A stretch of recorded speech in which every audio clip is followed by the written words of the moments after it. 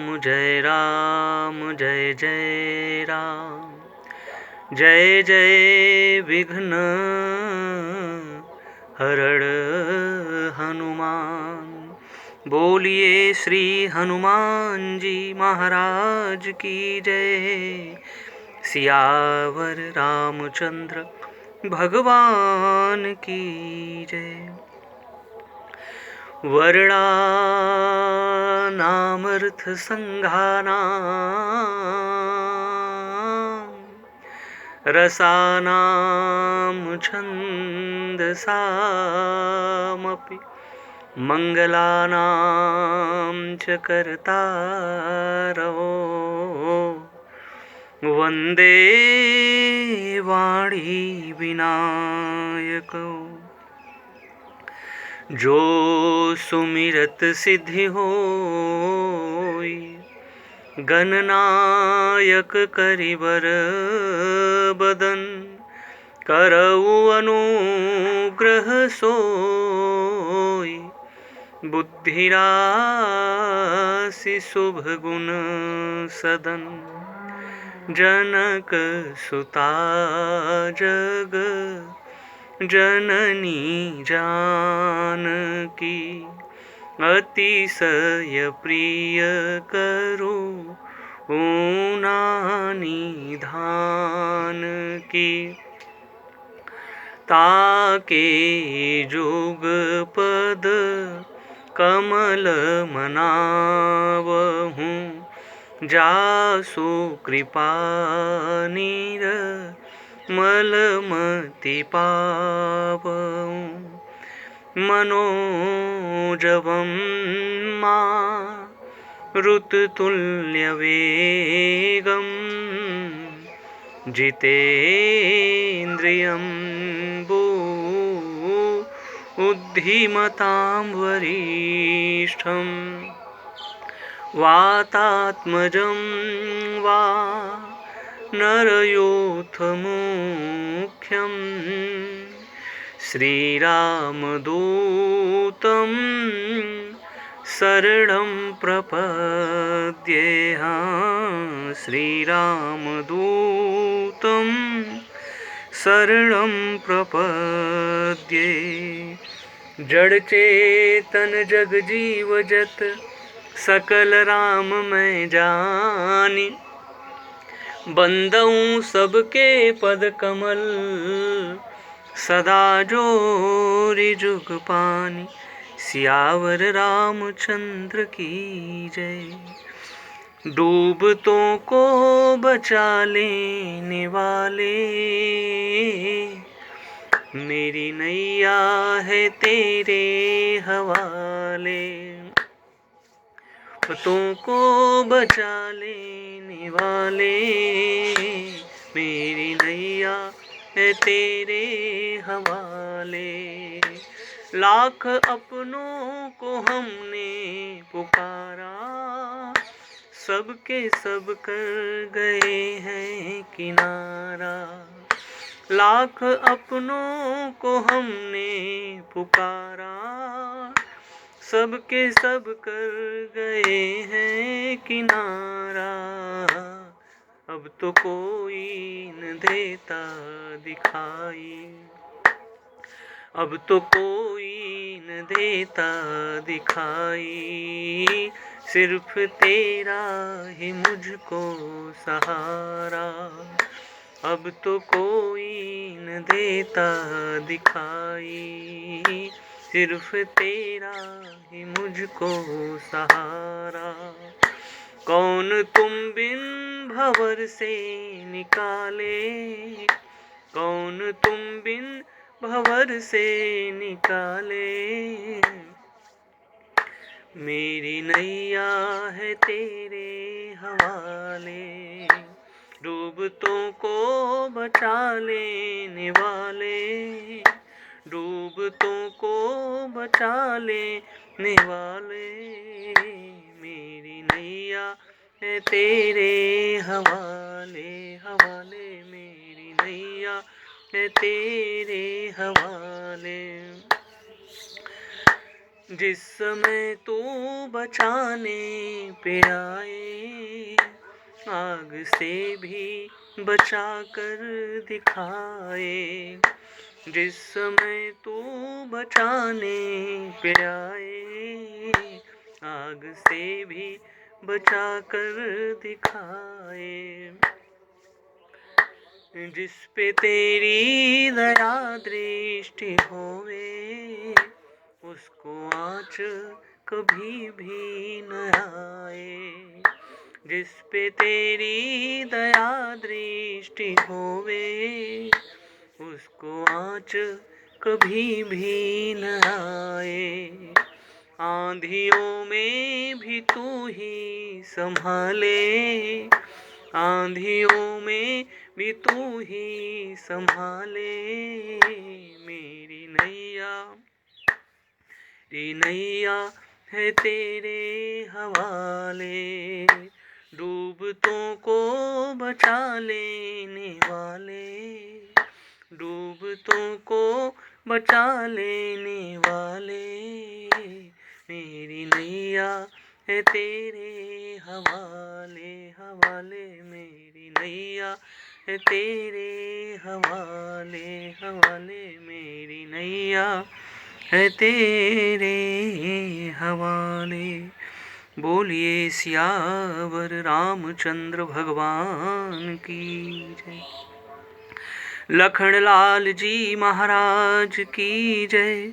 श्री हनुमान जी महाराज की जय। गोस्वामी तुलसीदास जी महाराज की जय। सब संतन हरि भक्तन की जय। हर हर महादेव। जय जय श्री राधे, जय जय श्री राधे, जय जय श्री राधे श्याम।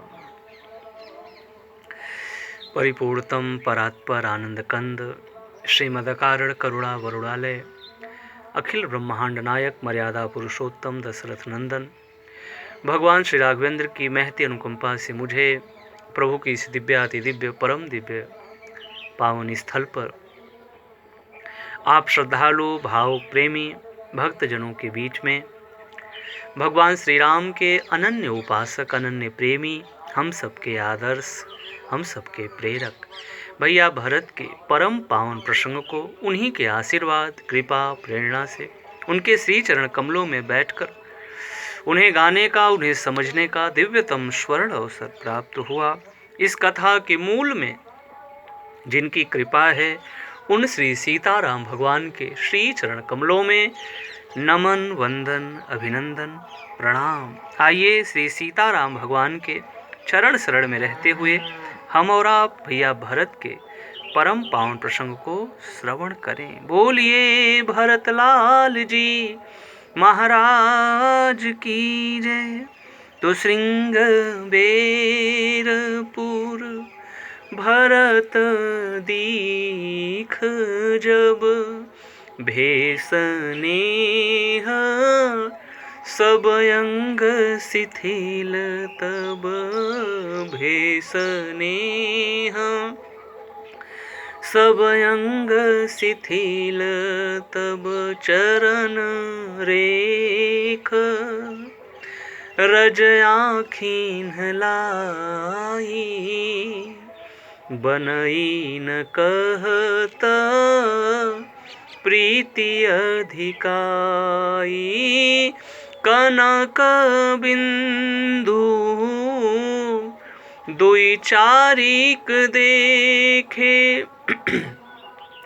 कनक बिंदु दुई चारिक देखे, राखे शीस सिय समलेखे। हाँ, राखे शीस सिय समलेखे। बोलिए भरत लाल जी महाराज की जय। तो गोस्वामी तुलसीदास जी महाराज कहते हैं कि भरत चरित करिनेम, तुलसी जो सादर सुनहि, सिय राम पद प्रेम, अवसि होई भव रस विरति। गोस्वामी तुलसीदास जी महाराज कहते हैं कि जो नित्य प्रति सादर आदर और प्रेम के साथ भैया भरत के चरित्र को श्रवण करेंगे, उनके जीवन में श्री सीताराम भगवान के श्री चरण कमलों में प्रेम अवश्य उत्पन्न होगा और सांसारिक सुखों से वैराग्य हो जाएगा। तो हमारी और आपकी चर्चा पीछे चल रही थी भैया भरत की। मुझे कुछ ऐसा स्मरण हो रहा है कि हम और आप भैया भरत की कथा सुनते सुनते पहुंच गए थे श्रृंगवेरपुर में। श्रृंगवेरपुर में सभी निषाद राज भैया से मिले हैं। उनके प्रेम और उनकी भक्ति को देख करके सभी बड़े आनंदित हुए और उसके बाद सभी माँ गंगा में दिव्याति दिव्य रूप में गोता लगाते हैं, स्नान करते हैं। सभी अपनी अपनी मनोकामना माँ गंगा के समक्ष रखते हैं। भैया भरत ने भी माँ गंगा को प्रणाम किया और हाथ जोड़ करके उन्होंने भी कहा कि माँ, आपकी कृपा से श्री सीताराम भगवान के चरण कमलों में मेरा प्रेम सहज और स्वाभाविक हो। फिर उसके बाद भैया भरत ने पता किया सभी लोग स्नान कर चुके हैं, सबको ले करके चल पड़े। सुंदर दिव्य स्थान पर सभी लोग अपने अपने दिव्य रूप से उन्होंने अपने अपने अनुरूप मानो दिव्य रूप से स्थान का चयन किया है और फिर सभी सुंदर अच्छे दिव्य ढंग से सभी बैठ गए। गोस्वामी तुलसीदास जी महाराज कहते हैं भैया भरत ने सबका पता भी किया कि सब लोग बैठ गए। ये भैया भरत की बड़ी अद्भुत बातें मुझे लगती है, यानी कि जिसे हम और आप कहें कि इस स्थिति में होते हुए भी कितना उन्होंने अपने को सहज रखा है। सबसे बड़ा कष्ट, सबसे बड़ा संकट जिसे हम और आप कहें भैया भरत के ही जीवन में है और एक पर एक सूत्र उनके माध्यम से समाज को मिल रहा है। जहां आगे बढ़ रहे हैं उसके माध्यम से एक सूत्र प्रकट होता है। ये बड़ी अद्भुत बातें हैं। इसलिए तो गोस्वामी तुलसीदास जी महाराज कहते हैं ये साक्षात सागर हैं, रत्नों के सागर हैं साहब, रत्नों के सागर हैं। इनका बढ़ना, इनका बोलना, इनका चलना, इनके हर एक कार्य में हम और आप कहें इनके सभी कार्यों में रत्न ही रत्न प्रकट होते हैं, सभी कार्यों में। अब यहीं पर देखिए सबको पता कर रहे हैं कि सब लोग बैठ गए।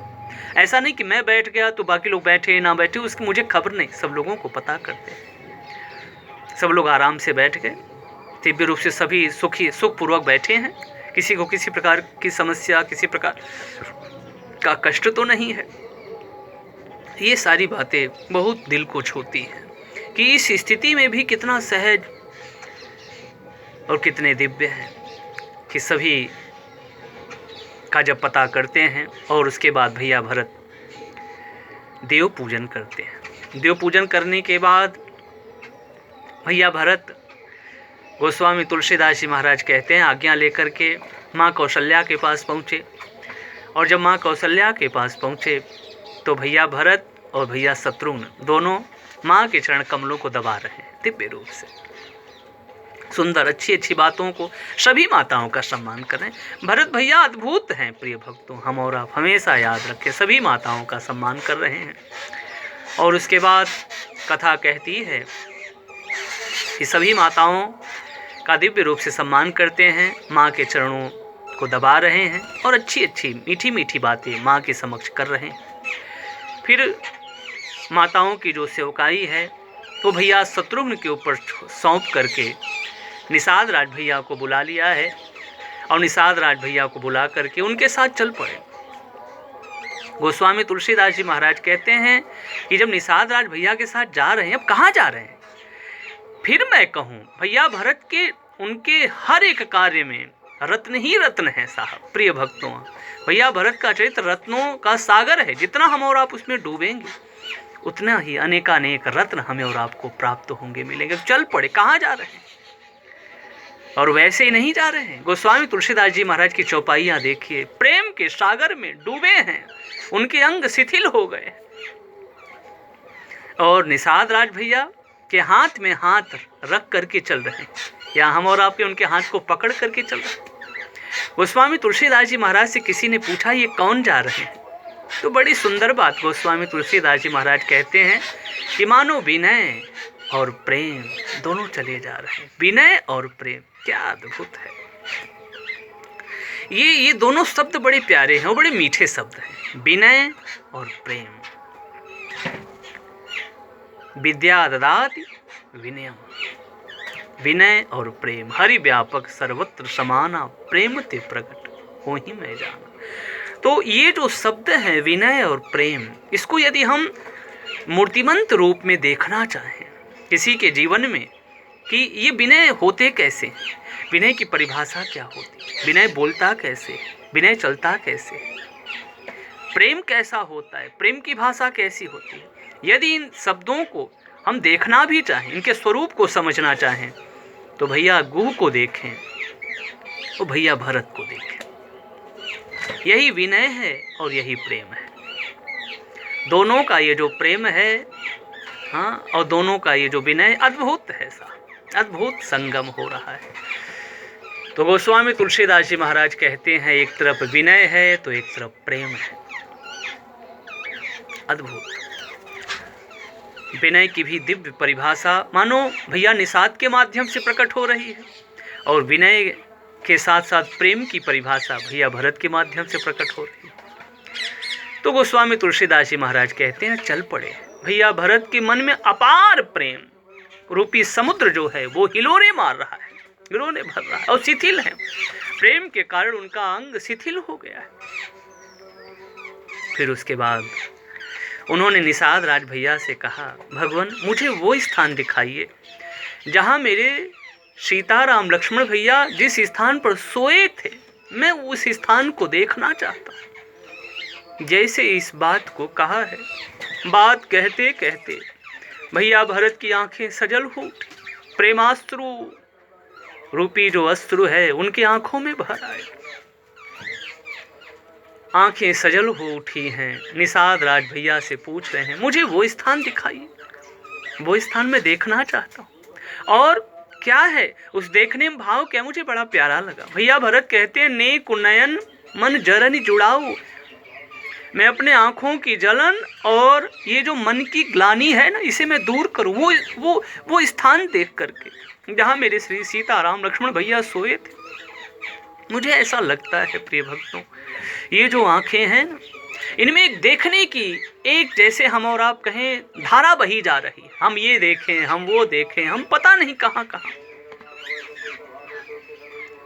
इस आंखों के माध्यम से पता नहीं हम कहाँ कहाँ तक देखते चले जाते हैं, लेकिन फिर भी आंखों की जलन बनी रहती है। ये नहीं देखा, वो नहीं देखा। इसलिए किसी ने कहा ना कि जगत के रंग क्या देखूं। जगत कितने, इसमें अनेकानेक रंग हैं साहब, फिर भी आंखें तृप्त नहीं होंगी। लेकिन एक ऐसे हैं कि जहां देखने के बाद आंखें पूर्ण तृप्त हो जाती हैं। सूरदास जी महाराज के पास भगवान आए, भगवान ने उनकी मनोकामना की पूर्ति किया, फिर भगवान उनको छोड़ करके जाने लगे। तो सूरदास जी महाराज बड़ी प्यारी बात कहते हैं। सूरदास भगवान कहते हैं कि भगवान, आप हो सकता है कि बाह में आप मुझसे मजबूत हो सकते हैं, बाहू में, हाथों में आप मुझसे मजबूत हो सकते हैं। कहाँ आपकी बाहुएं हो, कहाँ मेरी बाहु, आप यहाँ मजबूत हो सकते हैं। लेकिन गोविंद, मैं आपको प्रभावशाली, आपको बड़ा मैं तब मानूं जब आप मेरे हृदय में से दूर चले जाओ और मैं आपको ना पकड़ पाऊं, तो फिर मैं मानूं कि आप सचमुच में बड़े हैं, आप बलवान हैं। भगवान ने जब इस बात को सुना तो फिर से भगवान लौट करके आ गए। तो सचमुच बात वस्तुतः सत्य यही है कि भगवान भक्तों को कभी छोड़ करके जा ही नहीं सकते।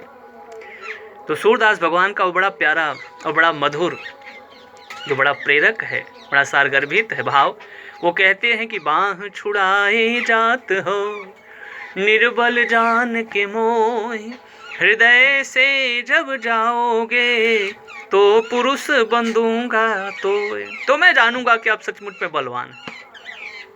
तो भगवान भक्तों के हृदय को छोड़ करके कहाँ जाने वाले। तो सूरदास भगवान को भगवान ने ये आंखें दिया। जब आंखें दिया तो भगवान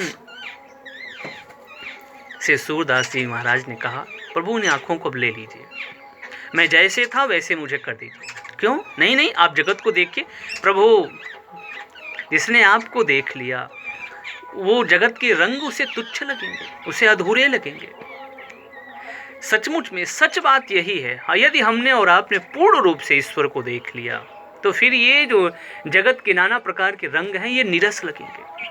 और जब तक हमने और आपने सही रूपों में नहीं देखा है तब तक ये संसार के जो रंग हैं हमें असली रंग लगेंगे, असली लगेंगे। और इनका देखना हमको अच्छा लगेगा। संसार को हम देखते ही रहेंगे क्योंकि हमने और आपने गोविंद को सही रूप में सही ढंग से देखा नहीं। और देख लेंगे तो फिर उनको देखने के बाद कुछ देखना शेष ही नहीं रह जाता। भगवान विश्व रूप दर्शन योग में बड़ी प्यारी बात कहते हैं भक्तराज अर्जुन से कि अर्जुन, सुदूरदर्शमिदं रूपम दृष्टवान श्रियन मम देवा अप्यस्य रूपस्य नित्यम दर्शन कांक्ष। मेरा ये जो परम दुर्लभ रूप है ना, जिसको तुमने देखा है ना, ये बड़ा दुर्लभ है। तो अब भक्तराज अर्जुन से पूछा जाए आपने क्या नहीं देखा, तो भक्तराज अर्जुन कहेंगे मैंने क्या नहीं देखा, मैंने तो सब कुछ देख लिया। राम उदर देख्यों जग नाना। भगवान में ही तो सब है, सब कुछ उसमें दिखाई पड़ गए। सारी चीजें सा पूरा महाभारत का वो जो दृश्य है, कैसे लोग भगवान के मुख में जा रहे हैं, हाँ, कितनी विराट रूपों में क्या क्या भगवान ने नहीं दिखा दिया भक्तराज अर्जुन को। और उसके साथ साथ ये तो एक छोटा सा एक दर्शन है, लेकिन भगवान में तो अनगिनत अनेकों करोड़ों ब्रह्मांड, जिसके रोम रोम अगणित रवि शशि शिव चतुरान, इनके रोम रोम में अनगिनत शिव, अनगिनत, एक शिव की बात छोड़े, अनगिनत शिव, रवि, सूर्य भगवान चंद्र, ब्रह्मांड लटक रहे हैं, जिनके करोड़ों ब्रह्मांड जिनके रोम रोम में लटक रहे हैं प्रिय भक्त। तो इस प्रकार से राम उदर देख्यों जगनाना, जो नहीं देखा नहीं सुना। भगवान राम में सब कुछ है, उनको देखने के बाद यदि हमें और कुछ दिखाई दे रहा है तो इसका मतलब हमने सही रूप में नहीं देखा, क्योंकि उनको देखने के बाद फिर और कुछ दिखाई नहीं देता। इसलिए बहुत प्यारी बात है, हमारे भक्त कहते हैं कि जो नहीं देखा नहीं सुना, जो नहीं देखा था नहीं सुना था वो भी सब मैंने देखा। मैं उस दृश्य का वर्णन किस प्रकार से करूं, वो दृश्य अद्भुत था, अवर्णनीय था। तो ये जो आंखें हैं इनकी जलन मानव प्रकार की बनी है। सही रूपों में हमने और आपने ईश्वर को नहीं देखा तो इनकी जो देखने की एक ललक है वो बराबर बनी रहती है। और पता नहीं कितनी दूर तक ये आंखें देखना चाहती हैं। जो नहीं देखा नहीं सुना, लेकिन आंखों की जलन फिर भी शांत नहीं होती। तो भैया भरत कहते मुझे वो स्थान दिखाइए कि जिस स्थान को देख करके मेरे आंखों की जलन ठंडी हो जाए, इसे शीतलता मिले। ये आंख जो है ना, सचमुच में प्रिय भक्तों, इन आंखों का दर्शन यही है कि इन आंखों से हम ईश्वर का, संत का और तीर्थों का, देवताओं का दर्शन करें। इसलिए भगवान शिव ने बहुत प्यारी बात शिव गीता के माध्यम से मां पार्वती के समक्ष रखा है। भगवान शिव कहते हैं कि देवी, ये परमात्मा ने जो आंखें दिया है ना, इन आंखों से हम संसार को देखें, क्योंकि हम इसको देखे बिना नहीं रह सकते, हम संसारी हैं। हम देखें इनको, लेकिन इन आंखों से ईश्वर का, संत, तीर्थ और देवताओं का दर्शन जरूर करें, गुरु का दर्शन जरूर करें साहब। और यदि इन आंखों से हमने और आपने एकमात्र केवल संसार को ही देख रहे हैं तो फिर मानो हमारा देखना किसी अर्थ का नहीं है। हमारा देखना तब सार्थक है जब संसार को देखें, लेकिन संसार के साथ साथ भगवान को देखें। तो भगवान शिव कहते हैं यदि हमने और आपने केवल एकमात्र सिर्फ इस संसार को देखा है तो मानो ये आंख हमारी बनावटी आंख है। नैनन संत दरस नहीं देखा, लोचन मोर पंख करी लेखा। बहुत प्यारी बात। इसी आंखों के संदर्भ में मारीच कहते हैं, मारीच भी अब भक्त बन चुके हैं। मारीच बड़ी प्यारी बात रावण से कहते हैं कि रावण, मैं तुम्हें कहूं, आप जो मुझसे आए हो कहने के लिए ना, मैं उनके बारे में तुम्हें कहूं। और फिर कुछ बातों तो उन्होंने कहा है, बड़ी अच्छी बातों को कहा। अब रावण ना समझे, ये उसका दुर्भाग्य है साहब, वो ना समझे, उसका दुर्भाग्य है। कोई भी जो सही बात ना समझ पाए तो उसका दुर्भाग्य ही है। बाकी मारीच का कर्तव्य था, वो मामा है तो मामा के नाते उसका एक कर्तव्य बनता है सही दिशा पर। हमारा ये उद्देश्य होना चाहिए कि हम सही दिशा में लोगों को प्रेरित करें। बाकी आप ना मानो, आपकी मर्जी साहब। बाकी मेरा काम है, किसी पत्थर ने कहा ना कि मैं तो राह का पत्थर हूँ, मैं तो रास्ते का पत्थर हूँ, और कोई ना समझे तो ये तो राहगीर का मुकद्दर है साहब। बाकी मेरा बताना भी कर्तव्य है। तो मारीच अपनी तरफ से पूरी बातों को कहता है, लेकिन फिर मन में वो सोचता है इसी आंखों की तरफ। क्या सोच रहा है मारीच? मारीच सोच रहे हैं कि निज परम प्रीतम देखी लोचन, सुफल करी सुख पाई हूँ। हाँ, अपने नेत्रों की जलन मैं भी ठंडी करूंगा, मैं भी इन्हें सुखी करूंगा। तो प्रिय भक्तों, आज भैया भरत कहते हैं, ये बातें कहते हुए उन्हें अपार कष्ट हो रहा है। ने कुनयन मन जरन जुड़ाओ, और मन की जो ग्लानि है उसे मैं ठंडी करूं उस स्थान को देख करके। निषाद राज जी ने जब इस बात को सुना तो उन्हें भी बड़ा विषाद हुआ, उन्हें भी अपार कष्ट हुआ। और ये निषाद राज वही हैं जिस समय भगवान जब आए थे और कुशों की साथरी पर उन्होंने भगवान को प्रत्यक्ष में सोए देखा। तो गोस्वामी तुलसीदास जी महाराज कहते हैं, निषाद राज को अपार कष्ट हुआ, राजा गुह को अपार कष्ट हुआ। ये क्या हो गया? वो विधाता को कहते हैं कि हे विधाता, तू किसके प्रतिकूल नहीं हुआ, किसके प्रतिकूल नहीं हुआ? कैकेयी नंदिनी को भी अप्रत्यक्ष रूप में उन्होंने डांट लगाई। हे कैकेयी नंदिनी, ये तूने क्या किया? सुख अवसर दुख दीन, जिनके सुख का समय आया तो तूने दुख दे दिया। ये तूने क्या किया कैकेयी नंदिनी, ये तूने क्या किया? कहा भगवान दूध का जो फेन होता है वैसे दिव्य सुंदर सुवासित तकिए गद्दे और वस्त्रों पर सोते थे, दिव्य अति दिव्य रूप में। दिव्य रूप में भगवान इन दिव्याति दिव्य चीजों पर शयन करते थे। जो दूध का जो फेन होता है उसकी तरह जो सफेद, उससे भी कोमल, वैसे ही कोमल जो गद्दे तकिए भगवान उस पर शयन करते थे। मड़ियों के दीपक थे, सुवासित वो महल रहता था, सुवासित सुगंधित रहता था। आज भगवान बिना वस्त्रों के इस कुशों की साथरी पर सो रहे हैं, उसका हृदय फटा जा रहा है साहब। निषाद राजगुह का ये दर्शन है निषाद राज का। जब भगवान पहले ही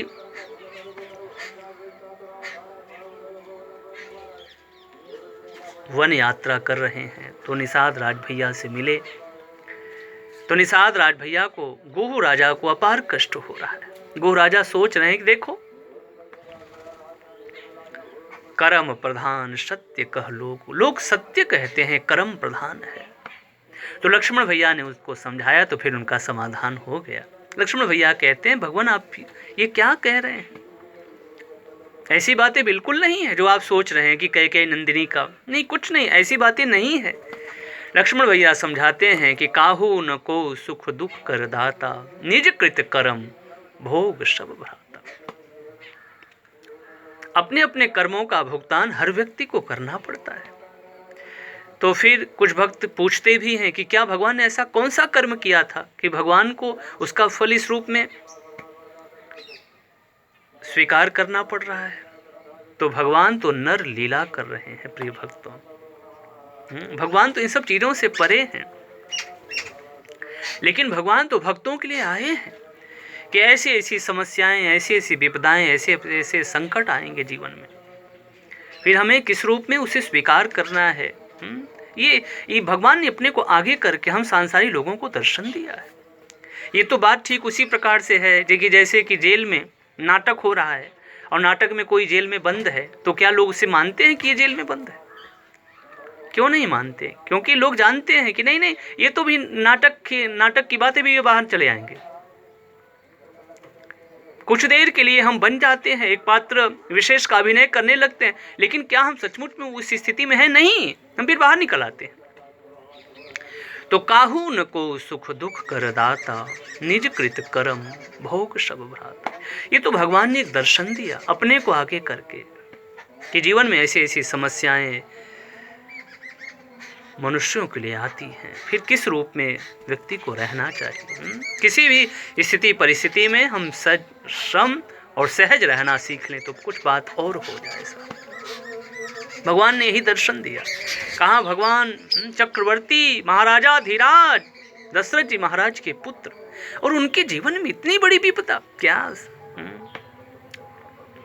लेकिन भगवान यही संकेत करते हैं, यही समय है साहब, समय हमेशा बदल रहा है। इसलिए हमारे शास्त्रकारों ने, हमारे विद्वानों ने कहा पुरुष बली नहीं होते हैं, समय बड़ा बलवान। समय परिवर्तनशील है, कभी कुछ है तो कभी कुछ है। इसलिए हर क्षण हर पल हम हरि शरण में रहें और हरि भजन करते रहें साहब। कि समय बहुत बड़ा, समय बलवान है। तो इस प्रकार से आज निषाद राज भैया को भी बड़ा कष्ट हुआ था, और आज भैया भरत को कष्ट हो रहा है। इसी स्थिति को देखकर मेरे राम जी अभी देखा नहीं है, अभी सिर्फ उन्होंने कहा है, वो जानते हैं कि मेरे राम आए थे यहाँ पर और यहाँ पर वो शयन किए थे। अभी उन्होंने देखा नहीं, सिर्फ उन्होंने इस बात को सुना है। मानो भैया निषाद राज ने कहा हो कि प्रभु आए थे यहाँ पर शयन किया था। अब वो तो पूछ रहे हैं, लोगों से पूछते हुए चल रहे हैं, मेरे प्रभु कहाँ रुके थे। भैया भरत को अपार कष्ट हो रहा है, मेरे प्रभु, मेरे श्री सीता राम लक्ष्मण भैया यहाँ कहाँ सोए थे। आज निषाद राज भैया से वो पूछ रहे हैं, और निषाद राज भैया को भी ये बात सुनकर के अपार कष्ट हो रहा है। और गोस्वामी तुलसीदास जी महाराज कहते हैं कि वो लेकर के चल पड़े और दिखाया कि वो देखिए, वो जो अशोक वृक्ष है, उसी अशोक वृक्ष के नीचे श्री सीता राम लक्ष्मण भैया शयन किए थे। ग्लानि से हृदय भरा हुआ है, अपार कष्ट अंदर ही अंदर हो रहा है भैया भरत के। गोस्वामी तुलसीदास जी महाराज कह रहे हैं कि भैया भरत ने दंडवत प्रणाम किया है। वो सुंदर कुशों की साथरी, आज भी अभी भी मानो वो कुशों की साथरी वहां पड़ी थी। भैया भरत ने उस सुंदर कुशों की साथरी को देखा है तो उसको दंडवत प्रणाम किया। प्रणाम करने के बाद गौर से देख रहे हैं उस स्थिति को, जहां पर हम और आप देखें, जहां पर भी भगवान राम को किसी ने बताया कि यहाँ प्रभु आए थे ना, वो उन्हें राम जी की ही तरह लगते हैं। जो जिसने भी बताया कि यहाँ मेरे राम आए थे, तो आज ये दृश्य, यहाँ का जो वातावरण है, वो मानो वहां पर वो दर्शन कर रहे हैं अप्रत्यक्ष रूप में, और बहुत गौर से देख रहे हैं उस स्थान को। तो भैया भरत ने देखा क्या कि भगवान राम के चरणों की छाप, चरणों की रेखा बनी हुई है। गोस्वामी तुलसीदास जी महाराज कहते हैं उन रेखाओं को उन्होंने उठा लिया और उठा करके अपने आंखों में लगा रहे। चरण रेख रज आँखीन लाई, बनई न कहत प्रीति अधिकाई। उनके प्रेम की जो अधिकता है वो कहते नहीं बनती। भगवान राम का जो चरण रज है उसे अपने आंखों में लगा रहे हैं और अपार अद्भुत प्रेम रूपी समुद्र में वो डूब रहे हैं, हिलोरे भर रहे हैं। गोस्वामी तुलसीदास जी महाराज कहते हैं गौर से अभी भी उसी स्थान को देख रहे हैं। उन्होंने और क्या देखा? उन्होंने देखा कनक बिंदु दुई चारिक देखे, राखे शीश सिय सम लेखे। हाँ राखे सीस सिय सम लेखे। सोने के जो कण हैं, माँ सीता के कपड़ों से या गहनों से जो सोने के कण और जो तारे वो गिर गए हैं, जब उनको उठाया है और उठा करके उसको देखा है तो सीता माँ के ही समान समझ करके भैया भरत ने उनको अपने शीश पर रख लिया। कनक बिंदु दुई चारिक देखे, 2-4 कण तारे गिरे हुए हैं सोने के, लेकिन आज उनके मुखमंडल म्लान हैं, वो जो सोने हैं वो फीके पड़ गए हैं। भैया भरत कहते हैं बड़ी सुंदर वाणी में, निषाद राज भैया से कह रहे हैं, देखो भैया, देखो मित्र, ये जो सोने के तारे और कण हैं ना, ये फीके पड़ गए हैं। क्यों? क्योंकि इनका त्याग सीता माँ ने कर दिया है। ठीक उसी प्रकार से आज श्री सीताराम जी के बिना अयोध्या के सारे नर नारी शोभाहीन हो गए, फीके पड़ गए। तो भैया भरत अभी इस स्थिति को देख रहे हैं और तब तक उन्हें सीता माता की सुकुमारता की तरफ उनका ध्यान चला गया। मेरी माता जानकी इसी स्थान पर उन्होंने शयन किया। भैया भरत को अपार कष्ट हो रहा है प्रिय भक्तों, वहां तक हम और आप नहीं पहुंच सकते, मैं नहीं पहुंच सकता साहब, कोई पहुंचे तो उसको मेरा प्रणाम है साहब, बाकी मैं वहां तक नहीं पहुंच सकता। भैया भरत को अपार कष्ट हो रहा है और कह रहे हैं कि जरा देखो तो से, मेरी माता जानकी इस कुसों की साथरी पर सोई, जिनके पिता महाराज जनक, जिनके हाथों में भोग भी है और योग भी है, जिनकी मुट्ठी में है साहब, जिसकी मुट्ठी में दोनों चीजें मौजूद हैं।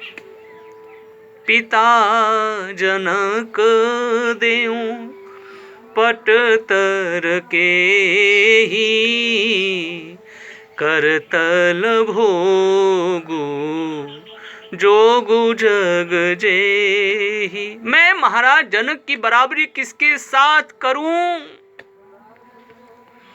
जिनकी दुलारी, जिनकी लाडली, जिनकी प्रिय बेटी जानकी है, और वो जानकी जी, जनक जी महाराज, मैं जिनकी बराबरी मैं किसके साथ करूं? यानी उनकी बराबरी किसी के साथ नहीं की जा सकती, क्योंकि वो सबसे अलग हैं, वो अपने में दिव्य हैं, अपने में श्रेष्ठ हैं, अपने में अद्भुत हैं, अपने में अवर्णीय, अकथनीय, असीम, अनंत और अपार हैं साहब। जनक जी महाराज की बराबरी कौन कर सकता है साहब? जैसे भैया भरत की बराबरी कोई नहीं कर सकता, वैसे जनक जी महाराज की भी बराबरी कोई नहीं कर सकता। इसलिए गोस्वामी तुलसीदास जी महाराज कहते हैं, निर्वधि गुण निरूपम पुरुष के। कोई कहे कि भरत के समान ये है ना, तो ये कभी कुलमति सकुचान वाली बात हो जाएगी साहब। मेरे भरत के समान कौन है? मेरे भरत की बराबरी कौन कर सकता है साहब? मेरे भरत तो मेरे भरत हैं साहब। भरत महान की चर्चा हम और आप श्रवण कर रहे हैं प्रिय भक्तों। तो निर्वधि गुण निरूपम पुरुष भरत समझानी, कहिए सुमेरु की शेर सम, कभी कुलमति सकुचा। भरत भैया अपने में श्रेष्ठ हैं, अद्भुत हैं, दिव्य हैं। जनक जी महाराज अपने में श्रेष्ठ हैं, दिव्य हैं। तो आज मां सीता की उस सुकुमारता की तरफ भैया भरत का ध्यान चला गया। भगवान राम ने भी कहा था, सीता तुम इतनी सुकुमारी हो ना, मेरे साथ चलोगी वन वन, बिना पदत्राण के, बिना जूतियों के मेरे साथ चलोगी ना वन में, तो जो देखने वाले लोग रहेंगे ना, वो मुझे ही दोष देंगे। वो कहेंगे देखो देखो ये कितने कठोर हैं, इनको क्या हो गया है, इनको कौन क्या कहे। बताओ, इतनी सुकुमार स्त्री को लेकर के वन फिर रहे हैं, सभी लोग मुझे ही दोष देंगे। सीता इसलिए रुक जाओ। भगवान राम ने रोकने में एक बात ये भी कहा है, हंस गवनी तुम नहीं बन जोगु, सुनियप जसु दे इही मोही लोगु। इसमें मुख्य बात जो हमें और आपको इस प्रसंग से मिल रहा है वो यही समझना है कि सीता माँ बहुत सुकुमार है, बहुत सुकुमार है। और आज उनकी उसी सुकुमारता को याद करके भैया भरत का हृदय फटा जा रहा है, अपार कष्ट में है प्रिय भक्तों, अपार कष्ट में। भैया भरत कह रहे हैं कि जिनके पिता स्थिति असामान्य हो, ठीक ना हो तो लोग कहेंगे चलो कोई बात नहीं, लेकिन जिसके पिता महाराज जनक, जिनकी अद्भुत अद्भुत और अद्भुत महिमा है, उनकी बेटी को ये कष्ट उठाना पड़ रहा है, उनकी बेटी को। उसमें एक भाव यही है कि उनकी बेटी को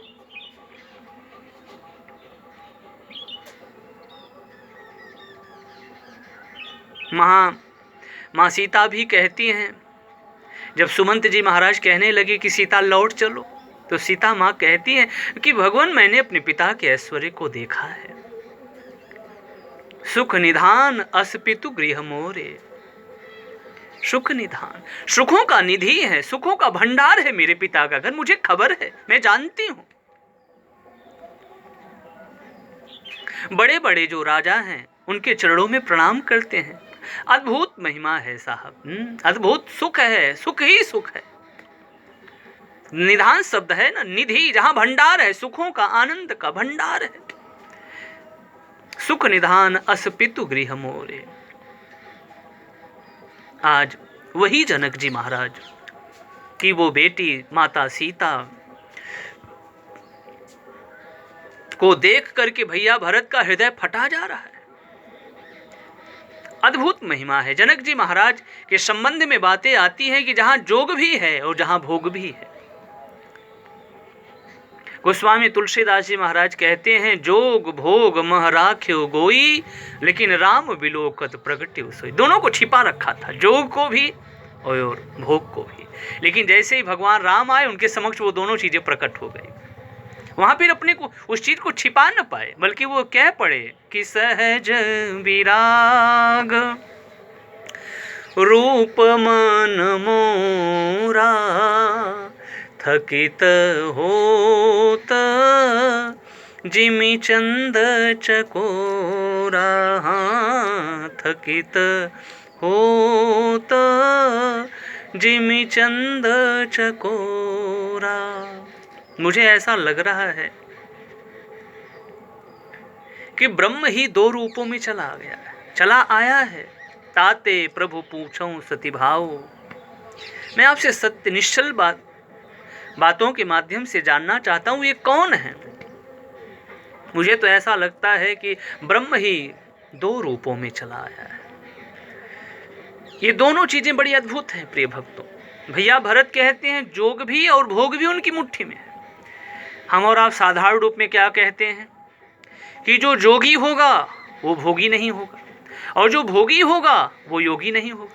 लेकिन यहाँ दोनों चीजें मौजूद हैं। कहाँ पर? मुट्ठी में। इसी मुट्ठी में दोनों चीजों को कैद कर रखा है महाराज जनक ने। तो बड़ी महिमा है ना, बड़ी महिमा है साहब। यहाँ दोनों चीजें मौजूद हैं, वो योगी भी हैं और उनकी बातें अपने में अद्भुत हैं। गोस्वामी तुलसीदास जी महाराज कहते हैं, दो विरोधी चीजें जहां पर दिखाई पड़े तो वहां पर हम और आप ये समझ लें कि ये संसार के लोगों से हट करके हैं। इसी बात को जनक जी महाराज भी महामुनि विश्वामित्र जी से कहते हैं। विश्वामित्र जी महाराज से वो यही पूछ रहे हैं कि मुनिकुल तिलक कि नृपकुल पालक, उभय वेश धरि की सोई आवा। मुझे ऐसा लग रहा है कि नर नारायण दो रूपों में, वो ईश्वर जो है नारायण, वो नर रूप में दो रूपों में चला आया है। मुनिकुल तिलक है कि नृपकुल पालक है, दोनों बातें कह रहे हैं। मुनियों के तिलक हैं, मुनियों के आभूषण हैं कि राजाओं के पालक हैं। तो ब्रह्म जो निगम नेति कही गावा, उभय वेश, ये दो रूपों में उभय, जहां उभय वाली बात आए, दो बातें कही जाएं, विरोधी बातें, इसका मतलब वो ईश्वर है। और कोई नर में हो तो वो नर से अलग है, क्योंकि ये दोनों विरोधी चीजें एक व्यक्ति के पास नहीं हो सकती। ये बातें सत्य है, जो भोगी होगा वो योगी नहीं होगा, और जो योगी होगा वो भोगी नहीं होगा। ये बातें सत्य है, लेकिन दोनों चीजों का सामंजस्य कहीं पर बने। सुख में भी एक स्थिति, एक रस, एको रस है साहब, जो त्रिकाल में भी एक रस रहे साहब, वो ईश्वर है। क्योंकि ये संसार के जो लोग हैं, साधारण हम लोग जो हैं, वो बदलते रहते हैं क्योंकि संसारी लोग, लेकिन जो परमात्मा है वो एक रस है। एको रस है सह, एको रस है, वह एको रस है। भगवान त्रिकाल में भी एक रस है। इसलिए जहाँ सुख दुख में भी जो एक रस हैं, जो सहज हैं, प्रसन्नताम यान गताभिषेकतस्तता न ममले वनवास दुःखत मुखाम्बुजश्री रघुनंदनस्य मे सदास्तु सा मंजुल मंगल प्रदा। तो दो विरोधी चीजें, जो सुख में भी सम रहे और दुख में भी सम रहे, इसका मतलब वो समाज, वो नर रूप में भले आए हैं लेकिन वो ईश्वर है। जो समझने वाले हैं वो समझ लेंगे। तो कहने का भाव प्रिय भक्तों, ठीक यही बात भैया भरत जनक जी महाराज की भी कह रहे हैं कि वहां जोग भी है, वहां भोग भी है, उनकी मुट्ठी में। और आज वो जनक जी महाराज की पुत्री वो सो रही हैं। जनक जी महाराज जोग भोग महराख्यो गोई राम बिलोकत प्रगट्यो सोई। बड़ी प्यारी कथा का स्मरण हो रहा है। जनक जी महाराज की और दिव्यता को हम और आप समझो, उनकी बड़ी महिमा है साहब। मैं जिसे कहें ना कि दीपक सूर्य को क्या प्रकाश दिखाएगा साहब, क्या प्रकाश दिखाएगा, उनकी बड़ी महिमा है। तो जनक जी महाराज की बड़ी दिव्य कथा का स्मरण हो रहा है। जनक जी महाराज से कहते हैं कुछ भूल हो गई, और जब भूल हो गई तो जो देवदूत थे उन्हें नरक के मार्ग से लेकर के जाने लगे। कुछ ऐसी बातें हमारे विद्वानों का, हमारे शास्त्रों का कहना है कि जो स्वर्ग का जो रास्ता है वो नरक से होकर के ही जाता है। तो कुछ भूल हो गई महाराज जनक से, तो वो नरक के दरवाजे से होकर के जाने वाले थे। अभी क्या हुआ, अभी वो नरक के दरवाजे के पास पहुंचे और उनकी जो वेव्स थी, जो तरंगे थी, वो निकल रही हैं, और जो नरक लोक के प्राणी हैं उनके पास वो तरंगे पहुंची। और वो हवाएं जब उन्होंने स्पर्श किया तो उन्हें अपार शीतलता, अपार जिसे हम और आप कहें खुशी, प्रसन्नता की अनुभूति हुई, आनंद की अनुभूति हुई। तो वो चिल्ला उठे, यानी तेज से उन्होंने कहा, अरे ये कौन जा रहे हैं, कौन पुण्यात्मा पुरुष जा रहे हैं? इनके यहाँ रहने से, इनकी हवाओं के स्पर्श से हमें परम शांति की अनुभूति हो रही है। ये कुछ देर यहीं पर रुकते तो हमें अच्छा लगता, हमें भी प्रसन्नता होती। जैसे ही जनक जी महाराज ने इस बात को सुना वो रुक गए। तो देवदूतों ने कहा, नहीं नहीं भगवान, ये आपका स्थान नहीं है। उन्होंने कहा, नहीं, मेरे माध्यम से यदि नरक वासियों को अच्छा लग रहा है, उन्हें आनंद की अनुभूति हो रही है, तो मेरा यहीं रहना ठीक है। और उन्होंने कहा कि मैंने जितने पुण्य किए हैं वो सब मैं नरक वासियों को देता हूँ। सारे के सारे जो नरक लोक के प्राणी थे वो सभी के सभी स्वर्ग चले गए। अब देवदूत महाराज जनक को लेने आए। जनक जी महाराज को बोले कि भगवान चलिए आप भी। जनक जी महाराज ने कहा, मैंने तो सब कुछ दे दिया।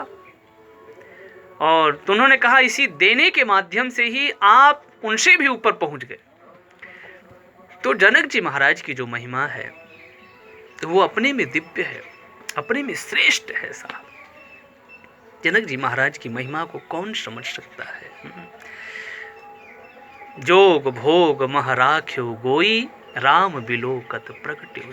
लेकिन सबसे बड़ा दुख आज इसी बात का है भैया भरत को कि जिनके पिता महाराज जनक हैं, जहां सब कुछ है, सब कुछ, कोई भी चीज ऐसा नहीं है कि जहां पर कोई चीज ना हो। दुख तो इस बात का है ना, भैया भरत को यही अपार कष्ट हो रहा है कि जहां सुख निधान, सारे सुखों का भंडार है जिनका घर, जहां जोग भोग सब कुछ है, उनकी बेटी कुशों की साथरी पर सो रही। सबसे बड़ा कष्ट इसी बात का हो रहा है भैया भरत को। फिर भैया भरत को ध्यान आया, इनके ससुर कौन है? अभी सिर्फ सीता माता की तरफ उनका ध्यान गया है। सीता माता की सुकुमारता को देख करके भैया भरत इसे कहें वो हिल से गए, डिग से गए। माँ की इस कष्ट को देख करके भैया भरत से देखा न गया। भैया भरत कहते हैं जिनके ससुर भानुकुल भानु भुआलू जेहि सिहात अमरावती पालू। जो सिहाते हैं, जो देवराज इंद्र भी सिहाते हैं कि ये अवध का राज मुझे मिल जाए, ऐसे इनके ससुर हैं। यानी सब अच्छा है, पिता भी इनके अद्भुत, इनके ससुर की भी महिमा अद्भुत। देवराज इंद्र आगे आकर के इनके स्वागत के लिए आगे बढ़ते हैं। आइए आइए भगवान आइए। और इस बात का वर्णन माता सीता ने भी किया। माता सीता कहती हैं कि मैं अपने ससुर की महिमा को जानती हूँ।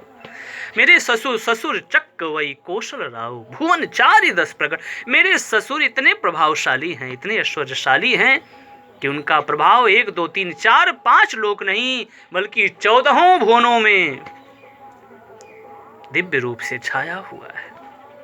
मैं जानती हूं अपने ससुर, वहां भी सुख ही सुख है, ऐश्वर्य ही ऐश्वर्य ही, आनंद ही आनंद है।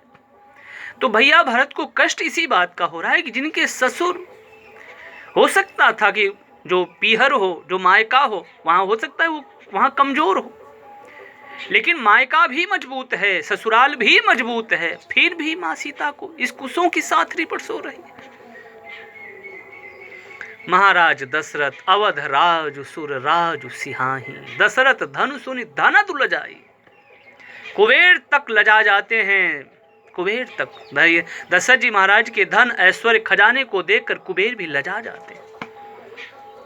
और ऐसा प्रताप, ऐसा ऐश्वर्य महाराज देवराज इंद्र भी चाहते हैं कि चक्रवर्ती सम्राट दशरथ जी महाराज जी जैसा ऐश्वर्य प्रताप मुझे भी मिल जाए। तो भैया भरत कह रहे हैं ससुर भानुकुल भानु भुआलू जेहि सिहात अमरावती पालू। देवराज इंद्र के आधे सिंहासन पर बैठना ये सहज नहीं है, बहुत बड़ी बात है साहब। तो अरध सिंहासन आसन दे। माँ सीता कहती हैं मेरे ससुर को देवराज इंद्र आधे सिंहासन पर स्थान देते। बड़ी बातें हैं साहब, ये सब बड़ी बातें हैं। चक्रवर्ती सम्राट, उनकी पुत्रवधू, फिर उसकी तरफ ध्यान गया, पहले पिता की तरफ, फिर ससुर की तरफ, और फिर ध्यान चला गया उनके स्वामी की तरफ। जिनके स्वामी जो बड़ाई पाता है ना, भगवान इतने बड़े हैं कि उनकी कृपा से वो भी बड़ा बन जाता है। भगवान की कृपा से वो भी बड़ा। और हम और आप कहीं ज्यादा दूर न जाएं तो निषाद राजगुरु को ही देखें। तो निषाद राजगुरु ने कहा कि मैं सचमुच में मैं कपटी कायर कुमति कुजाती, लोक वेद बाहिर सब भांति, लेकिन राम कीन्ह आपन जब ही ते, तो भयऊं भुवन भूषण तब ही। मैं भुवन का भूषण हो गया। कब? जब प्रभु राम ने मुझे अपना लिया। तो भगवान जिसे चाहें, भगवान इतने बड़े हैं कि वो भी उनके संग में आने से वो भी बड़ा हो जाता है, भगवान उसे भी बड़ा बना देते हैं। ये सारी बातें सोच रहे थे, फिर उसके बाद ध्यान चला गया। ये सारी बातें निषाद राज भैया से कह रहे हैं। भैया भरत कहते हैं जरा देखो, स्वयं माता सीता को देखो ना, वो कौन है? वो आद्य शक्ति भगवती, पतिव्रताओं में शिरोमणि, वो कुशों की साथरी, पति देवता सुतीयम, वो कुशों की साथरी पर सो रही हैं। ऐसा देख करके मेरा ये हृदय हहरा करके, अर्थात दहल करके फट क्यों नहीं जाता? हे महादेव, ये जो मेरा हृदय है ये वज्र से भी कठोर है, ये मेरा हृदय वज्र से भी कठोर है। प्रिय भक्तों, मैं ये जब प्रसंग पढ़ता हूं तो मेरे मन में बस भाव यही आता है। हम और आप इस बात को जानते हैं और हमेशा सुनते रहते हैं, और ये बात अच्छी है, बिल्कुल सत्य है भगवान अपने भक्तों के दुख से बड़े दुखी होते हैं। भगवान अपने भक्तों के दुख से, जो अपराध भगत सन करई तो राम रोष पावक सो जरई। तो भगवान अपने भक्तों से यदि बहुत दुखी, भक्तों के कष्ट को देख करके यदि दुखी होते हैं, तो अच्छे सच्चे और पक्के यानी मन क्रम और वचन से जो एक हैं, ऐसे सच्चे भक्त भी भगवान को कष्ट में देख करके, माँ भवानी को कष्ट में देख करके उनको भी बड़ा कष्ट होता है, उन्हें भी तो भैया भरत सच्चे हैं, मन क्रम वचन से एक हैं, आज उनको भी भगवान के इस कष्ट को देख करके उनका हृदय फटा जा रहा है ऐसा। तो प्रिय भक्तों, भगवान और भक्त ये दोनों एक दूसरे के पूरक हैं। जिसे हम और आप कहें संत ही भगवान हैं और भगवान ही संत है। इसलिए भगवान कहते हैं ये सारा संसार मेरा ही रूप है, लेकिन मोते अधिक संत करि लेखा। तो भैया भरत की मंगलमय कृपा सदा सर्वदा हम भक्तों के ऊपर बनी रहे। इसी मंगलमय वाक्यों के साथ वाणी को विराम। गाइए श्री राम जय राम जय जय राम, श्री राम जय जय राम, श्री राम जय जय राम, श्री राम जय जय राम, जय जय विघ्न हरण हनुमान, जय जय विघ्न हरण हनुमान, जय जय विघ्न हरण हनुमान, जय जय विघ्न हरण हनुमान। बोलिए श्री हनुमान जी महाराज की जय। सियावर रामचंद्र भगवान की जय। श्री कृष्ण कन्हैया लाल की जय। सभी देवी देवताओं की जय। हर हर महादेव। जय जय श्री राधे, जय जय श्री राधे, जय जय श्री राधे श्याम। राम राम राम राम राम।